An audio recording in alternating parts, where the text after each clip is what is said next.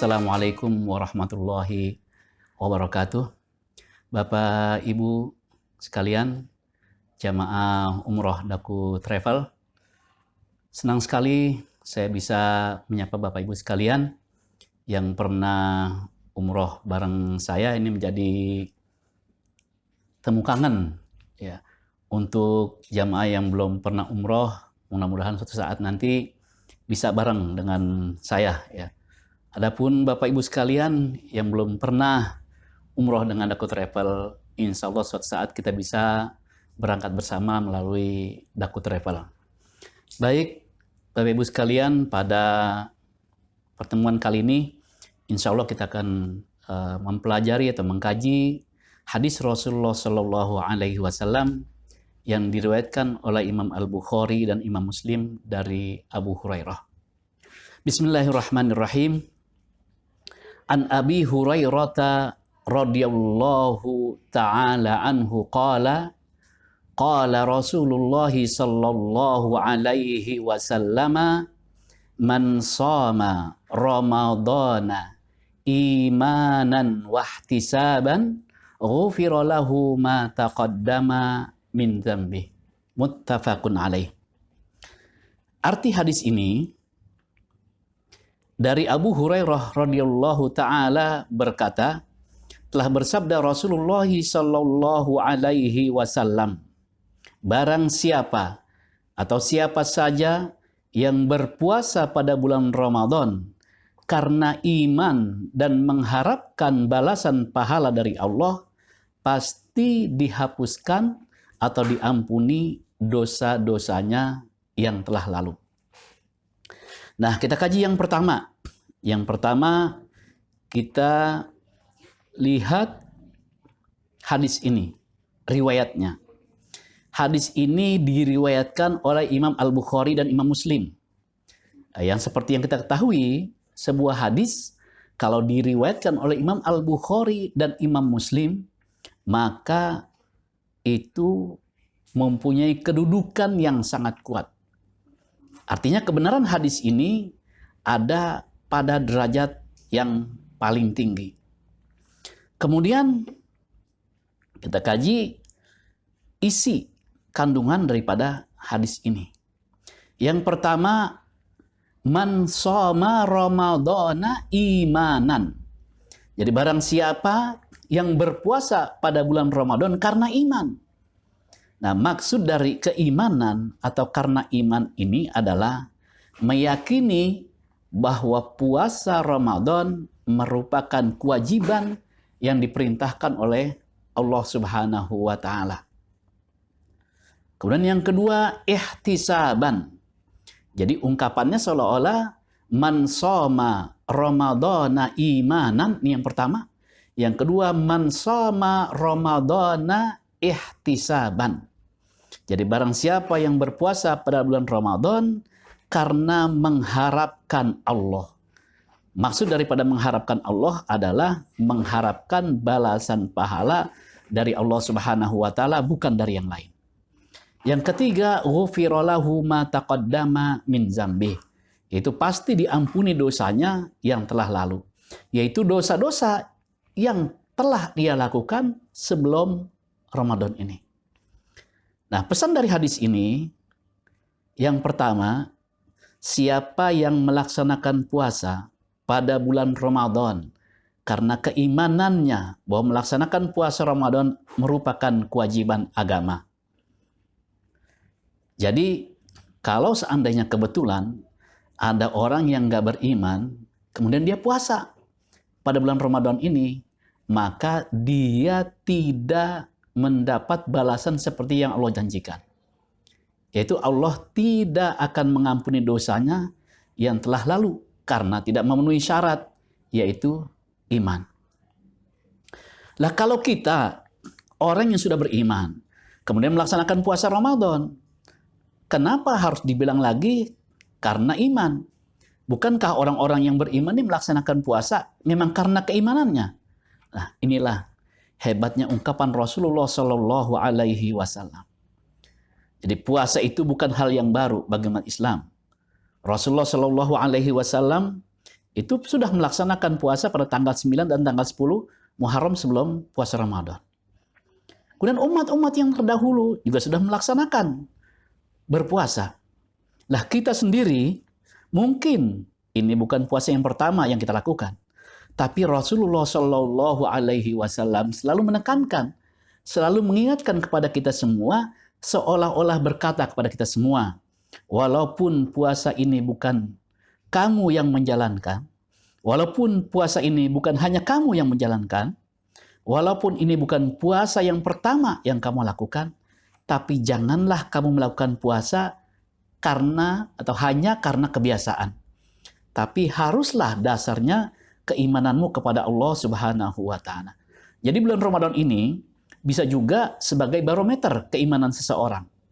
Jadi orang yang menyambut kedatangan bulan Ramadan dengan perasaan senang karena banyaknya keutamaan, seperti itulah keimanan mereka kepada Allah Subhanahu wa taala.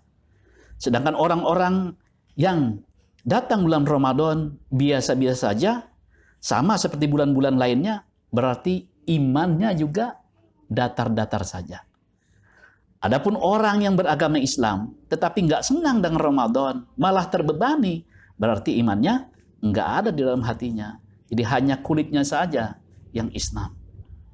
Yang kedua, barang siapa yang berpuasa karena mengharapkan balasan kepada Allah. Ini merupakan motif.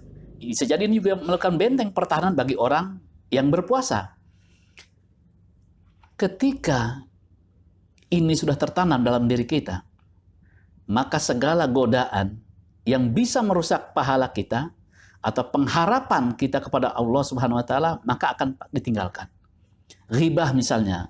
Ghibah itu tidak membatalkan puasa, tapi membatalkan pahala puasa. Maka orang yang berpuasa tidak pernah akan melakukan ghibah. Kemudian yang ketiga, balasan. Ya, balasan yang Allah berikan kepada orang yang melaksanakan puasa Ramadan adalah diampuninya dosa-dosa yang telah lalu. Lah kenapa ampunan dosa? Gitu. Balasannya kenapa enggak yang lain? Nah, ampunan dosa ini merupakan nikmat yang paling besar yang Allah berikan kepada hambanya. Dan itu menjadi dambaan atau keinginan semua orang yang beriman yang sempurna keimanannya. Ada dua contoh besar yang Allah abadikan dalam Al-Quran. Pertama, coba kita lihat orang yang paling dekat dengan Rasulullah Shallallahu Alaihi Wasallam. Orang yang Rasul sendiri bersabda, kalau seandainya seseorang itu bisa mengambil Khalil, sebagaimana Allah Subhanahu wa taala mengambil Nabi Ibrahim sebagai Khalil, itu akan dia jadikan orang itu sebagai Khalil. Siapa itu? Yaitu Abu Bakar As-Siddiq. Kita lihat apa yang pernah dialami dan dirasakan oleh Sayyidina Abu Bakar As-Siddiq. Dalam kisah hadisul ifki, berita bohong, berita palsu yang menimpa Rasulullah Shallallahu Alaihi Wasallam dan Siti Aisyah. Jadi Siti Aisyah ini kan diisukan berselingkuh dengan seorang sahabat. Berita menyebar dengan cepat, berita ini menjadi pembicaraan semua orang. Apalagi musuh-musuh dakwah Rasulullah Shallallahu Alaihi Wasallam. Aisyah yang merupakan istri Rasulullah adalah putri daripada Sayyidina Abu Bakar As-Siddiq. Dan ternyata di antara orang yang suka menyebarkan berita bohong itu ada seseorang yang bernama Mistah bin Usasah, yaitu sepupunya Abu Bakar As-Siddiq yang hidupnya dibantu oleh Abu Bakar. Kita bisa ngebayangkan kalau hal itu terjadi pada diri kita. Jadi orang yang selama ini hidupnya kita bantu menyebarkan fitnah untuk keluarga kita. Kita pasti tersulut emosi. Begitu juga dengan Abu Bakar.